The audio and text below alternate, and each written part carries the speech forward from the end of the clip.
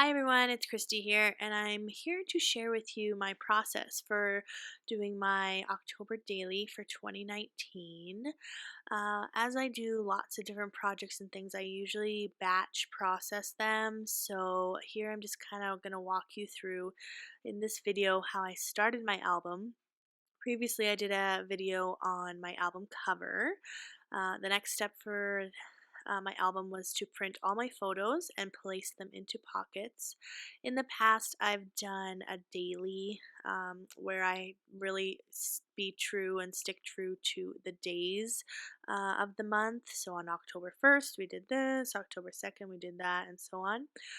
For this album, I'm going to just do 31 stories or 31 photos. So, um, just walking you through what's in the album so far, and then I incorporated a lot of 2x2 pockets for shakers, and so I'm just showing you some of the products here that I have already in my stash that I'm going to incorporate for my shaker pockets. That will probably be in my next video. For this video, I'm just showing you the photos. I'm showing you how I'm going to fill some of the pockets, and then I'm also going to place my papers. And so it's just a working video. The album is not yet complete, and I'm just going to kind of walk you through how I do things super quick. I don't like to dwell on anything for overly too long when I'm doing a mini album because they're mini and it's supposed to be cute, and I just wanted to get it over with, I guess, at this point. It's already mid-November and I was just kind of putting off printing photos. So I did print all my photos using my Canon Selfie, and I added some borders on the 4x6, so you'll see me kind of using those in a bunch of different sizes a little bit later on. So what I did first was I pulled out all my ephemera for this Hey Pumpkin collection from Crate Paper. And from the ephemera, I pulled out some things that I knew that I wanted to incorporate in my album or in the pockets. And so there were these tags. Some of them had holographic foil and some of them didn't. But in my 4x6 album, I knew I wanted to kind of keep things interactive. I used a lot of different sizes of page protectors. I used some 4x6 pocket or 4x6 page protectors with just the one pocket, like 4x6, and then two pockets, so two 3x4s. I also used a page protector that had a 4x4 and then two 2x2 squares. And I also used page protectors that had just the 3x4 or just the 4x4, and then also the 2x2 square one that had six pockets. I didn't use any of those with six complete pockets. Instead, I trimmed it down to be more of four 2x2 pockets. I just like the variation in sizes. So I wanted to also be interactive in adding some tags throughout just to add some extra journaling, some extra embellishments, and that sort of thing. And so my initial plan was to just double up what I had because I had two ephemera packs. I was just going to back each one with the same tag, but then I decided just to use some scrap paper that I used on my album cover to back those tags. And then I pulled out some smaller ephemera pieces. There were some really large ephemera pieces in this collection, but I pulled out like the pumpkins and things, and thought I would back them, but because they weren't perfectly symmetrical, that didn't really work.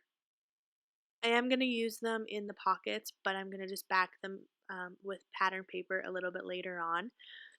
And then I was just going through my 12 by 12 papers. It's been a while since I've dug out this collection, and so I found this 12 by 12 paper that had all these 2 by 2 squares. So I decided to trim those all out. I was just thinking about it for a while because, as I mentioned, I'm not labeling every story. So, story one, story two, story three. I'm just going to forego that for this album, which is kind of a really quite a departure for me because I usually do that. But when I initially bought this paper, it had all these 2 by 2 squares that had the numbers on them. So that would have been perfect to use.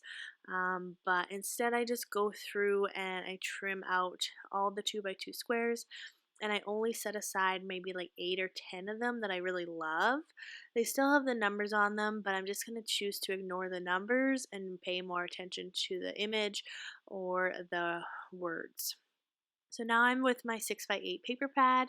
I'm pulling out all the papers from the pad. This just makes things way faster when cutting and choosing papers for my album. So I'm pulling out all the papers and just setting some things aside. I'm going to trim each 6 by 8 paper into two 4 by 6s.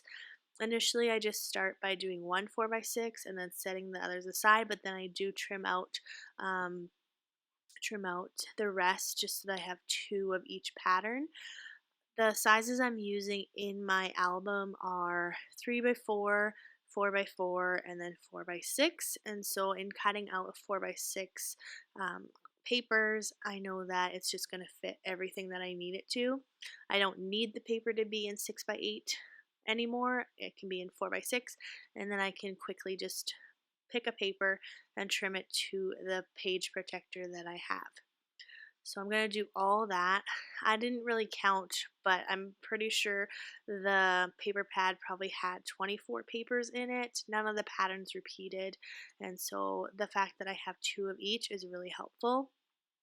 So now I'm just going to go, all my photos are in the album already and placed as chronological as possible. Even though I'm not worrying about numbering each story or each day, I do plan on using a date stamp just to kind of keep that documentation. And so it's really important to me to keep things as chronological as possible. So I'm just going through now and placing papers. I have my stack paper and I just kind of base it off of the picture and the story, and I just try to keep it as coordinated as possible. So there I used a dark navy polka dot, and I didn't want like another super dark pattern, so I chose the Boo Eek paper. Here I'm choosing an orange and black stripe, and so I go with orange and white ghosts. This photo of Aaron and Adeline is really orange. The color's really off. I tried to edit it, but it just didn't work out. And so I knew I wanted to pair that down with like a white with a black polka dot, just like a really basic pattern, just to kind of take away from the oranginess of that photo.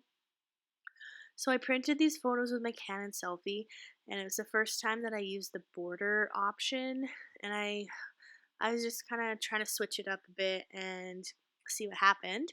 I do really like it, but the border is a bit wider than I would like, and so I'm actually really happy with how it turned out because I used my guillotine trimmer just to trim off some of the border and make it more even on all the sides, and then it allows the pattern paper to stand out as well. Whereas if I just had a 4 by 6 um, photo in behind, there wouldn't have the opportunity to show as much of the pattern paper. So I'm happy that I did that, and it just allows me to use more color and more pattern and more of this collection up.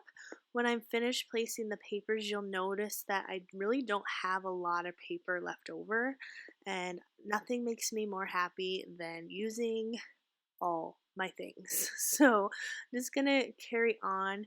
Here's a 4 by 4 page protector, which is all my page protectors are from Simple Stories, the Snap collection, and there's really great variety in their packs. So I actually bought two of the variety packs that include I think 5 different styles or layouts, I guess, of page protectors.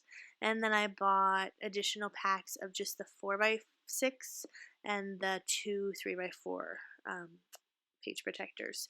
So I didn't end up using all of those page protectors, but I did count, and I have 31 page protectors, which is pretty cool because I'm telling 31 stories. Some stories have multiple photos, some stories have one photo. Really kind of depended on the day and the activity that we were doing. I really try to limit as many, like, I don't want my album to be huge, and um, I don't want it to go into two albums. So I really do try to pick the best of the best. And when I started this album, I just kind of went through my photos for October and jotted down everything that we did or everything that I had photos for. And I believe I had 45 stories that I could have told. And so that was actually way more than I thought I would have, because going into October, I just wasn't really in the mood, in the festivities of October, and I didn't pre-plan like I usually do for my October daily. I just kind of let it happen. So I was really worried that I wasn't going to have enough stories.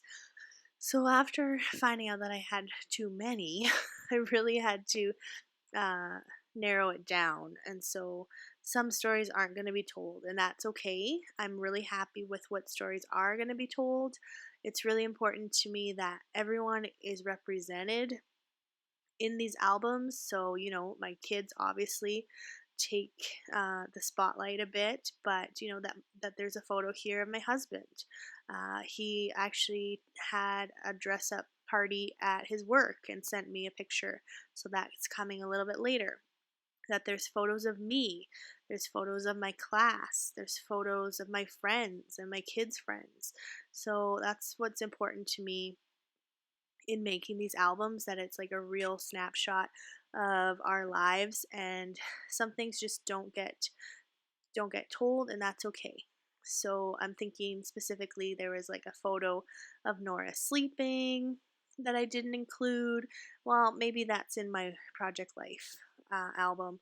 Or there was a photo of a tea that my friend brought me at work. That was a really nice surprise, and I really, really needed that pick me up. That story too won't be told in this album, but will be told elsewhere. So here's what I have left over from the 6x8 pad. You can tell it's really not a lot. I think I had 3 or 4 4x6s, some 3x4s, and then some 2x4s, which I can use for some of these 2x2 pockets. So now I'm just going to go through and place some of those 2x2 squares that I cut out from the 12x12 paper, as well as some of the ephemera that I placed back to back, or I'm going to back with pattern paper. As mentioned, some of these 2x2 squares have numbers on them. All of them have numbers on them. Initially, I wanted the numbers to kind of go chronologically, but it really doesn't matter.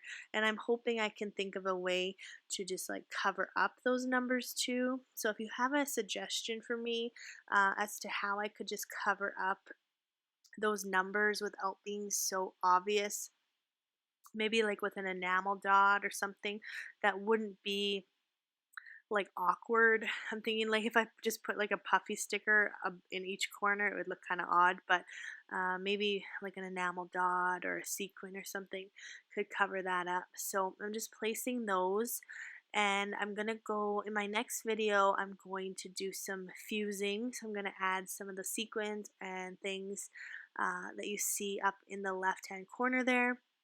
Have some wood veneer that I bought from the dollar store, so I'm going to try and include some of that in the 2x2 pockets as well as throughout my album.